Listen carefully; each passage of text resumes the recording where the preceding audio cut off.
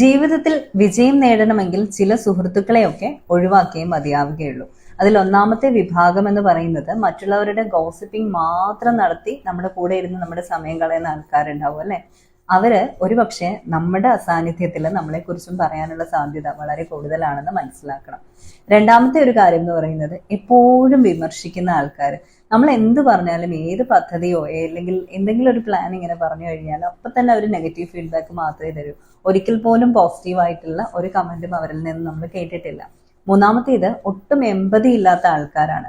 സ്വന്തം കാര്യങ്ങളും സ്വന്തം താല്പര്യവും നടത്തിയെടുക്കാൻ വേണ്ടി മാത്രം റിലേഷൻഷിപ്പിൽ അല്ലെങ്കിൽ ഒരു ഫ്രണ്ട്ഷിപ്പിൽ ഒക്കെ നിൽക്കുന്ന ആൾക്കാർ നിങ്ങൾ ശ്രദ്ധിച്ചിട്ടുണ്ടാകും.